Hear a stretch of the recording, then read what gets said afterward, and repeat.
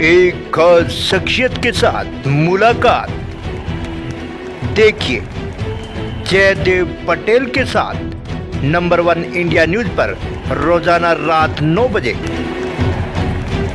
नमस्कार व्यूअर्स, मैं जयदेव पटेल और आप देख रहे हैं नंबर 1 इंडिया न्यूज। आपका एक बार फिर स्वागत है एक खास शख्सियत के साथ मुलाकात प्रोग्राम में।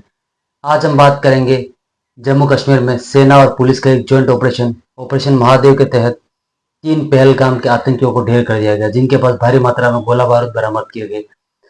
आखिर ये कितनी बड़ी उपलब्धि है, कितनी बड़ी कामयाबी है जम्मू कश्मीर पुलिस और सेना के लिहाज से। और इसी के साथ साथ में पार्लियामेंट में जिस प्रकार से ऑपरेशन सिंदूर और पहलगाम आतंकी हमले को लेकर के जो एक मुद्दा गरमाया हुआ है, आखिर इसके क्या मायने हैं, इन तामुद्र बात के लिए हमारे साथ खास सामान है जम्मू कश्मीर के पूर्व डीजीपी एसपी वैद। एसपी वैद जी, आपका बहुत बहुत स्वागत है आज हमारे प्रोग्राम में। नमस्कार जयदेव जी, आपको और आपके दर्शकों जी एसपी वैद जी, आपसे मेरा पहला सवाल है कि जम्मू कश्मीर की पुलिस और सेना का जॉइंट ऑपरेशन महादेव के तहत जिस प्रकार से बड़ी कामयाबी हासिल हुई और कहीं न कहीं 3 पहलगाम के आतंकी जो थे उनको मार गिराया गया, इसको आप कैसे देखते हैं? देखिए, देश इस न्यूज के लिए इंतजार कर रहा था। 22 अप्रैल में जब हादसा हुआ, दर्दनाक हादसा जो पहलगाम में हुआ, तब से देश इंतजार कर रहा था। बहुत ही बड़ी कामयाबी और बहुत ही खुशी की ये खबर है कि वो तीनों आतंकी आज न्यूट्रलाइज हो गए। इसमें वो पाकिस्तानी तीनों थे, लश्कर ए तोयबा जिसको आजकल टीआरएफ कहते हैं, उससे ताल्लुक रखते थे, तीनों पाकिस्तानी थे। और ये महादेव हिल है जो श्रीनगर के आउटस्कर्ट्स में टाचिकाम में प्रोटेक्टेड रिजर्व एरिया है, उस जंगल है, घना जंगल है, उसके ऊपर ये महादेव हिल है, इसीलिए इसका नाम महादेव ऑपरेशन रखा गया। वहाँ बहुत ही चतुराई से ये इंफॉर्मेशन कलेक्ट की गई, precise pin pointed information develop की गई और उसके मुताबिक ऑपरेशन लॉन्च करके बिना अपना कोई नुकसान के तीनों टेररिस्टों को मार गिराया। इसमें काफी असला बारूद मिला है, एक जो अमेरिकन M4 राइफल है वो मिली है, 2 AK राइफल मिली है और 17 ग्रेनेड्स मिले। ये बहुत बड़ी उपलब्धि है और इससे अच्छा समय नहीं हो सकता था जब पार्लियामेंट पे डिस्कशन हो रही है ऑपरेशन सिंदूर पर और पहलगाम हमले पर, तो उसी समय ये अच्छी खबर आती है। मैं समझता हूँ इससे अच्छा टाइम ही नहीं हो सकता जी। पूरे देश के लिए बहुत ही अच्छी खबर जी। एसपी वैद्य, अगर हम बात करते हैं जिस प्रकार से ऑपरेशन महादेव के तहत तीनों आतंकियों को मार गिरा, उसके बाद से भारी मात्रा में जिस प्रकार से गोला बारूद मिला, क्या आपको लगता है कहीं न कहीं बड़े षड्यंत्र की एक साजिश रची जा रही थी? बिल्कुल रची जा रही थी, क्योंकि श्रीनगर के आउटस्कर्ट्स में इनका होना एक खतरे की घंटी थी। मुझे लगता है ये प्लान कर रहे थे, क्योंकि जो बालताल की अमरनाथ यात्रा का जो बालताल वाला रूट है, उसकी यात्रा जो श्रीनगर के पास से गुजरती है, तो हो सकता है कोई ऐसी प्लानिंग कर रहे हो कि अमरनाथ यात्रा पर हमला करें, लेकिन उससे पहले ही ये मारे गए।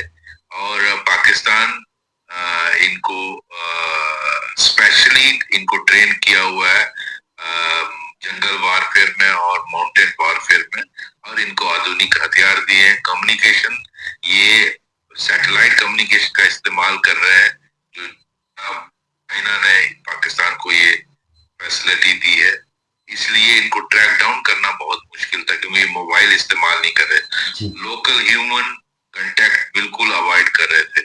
लेकिन अल्टीमेटली ह्यूमन इंटेलिजेंस ही काम आती है। मुझे लगता है उसका सही उपयोग हुआ है और इनको पिन पॉइंटेड इंफॉर्मेशन जनरेट करके एलिमिनेट किया गया है जी। एसपी वैद्य, अगर हम बात करते हैं तो इस समय देश में कहीं न कहीं मानसून सत्र शुरू हो चुका है और जिसको लेकर के पार्लियामेंट में बहस भी छिड़ी हुई है, पहलगाम आतंकी हमले से लेकर के ऑपरेशन सिंदूर तक। ऐसे में विपक्ष की तरफ से जो सवाल उठाए जा रहे हैं, ये सेना के मनोबल पर कितना प्रभाव डालते हैं?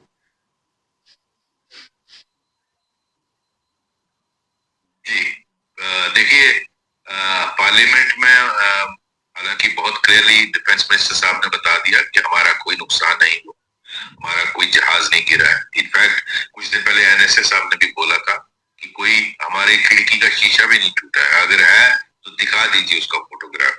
आज सैटेलाइट कम्युनिकेशन सबके घूमते हैं, कोई भी उसका फोटोग्राफ, अगर कोई नुकसान आपका हुआ हो, जैसे हमने उनके 9 एयर बेसिस को उड़ाया था, तो उसका सैटेलाइट इमेज है सब, क्या क्या नुकसान हुआ, कैराना हिल पर हमला किया या हमने नूर खान बेस पर हमला किया, उसके सब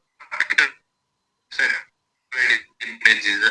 आप कहते हो हमारे रफाल गिराए, तो दिखाइए ना उसका इमेज। तो मैं समझता हूँ बहुत स्पष्ट तरीके से भारत के डिफेंस मिनिस्टर, होम मिनिस्टर साहब और प्राइम मिनिस्टर ने क्लियरली सब कुछ बताया है। उसके बावजूद अपोजिशन इस तरह का रवैया गवर्नमेंट की तरफ को घेरना चाहता है। मेरे ख्याल इस तरह का नहीं होना चाहिए कि आप जो जबरदस्ती उन गलतियां निकालते हो। भारत की सेनाओं ने वो किया है जो दुनिया का वर्ल्ड ऑर्डर बदल दिया है, और सब भारतीयों को उस पर गर्व होना चाहिए। तो 3 दिन में पाकिस्तान को घुटने पे लाया।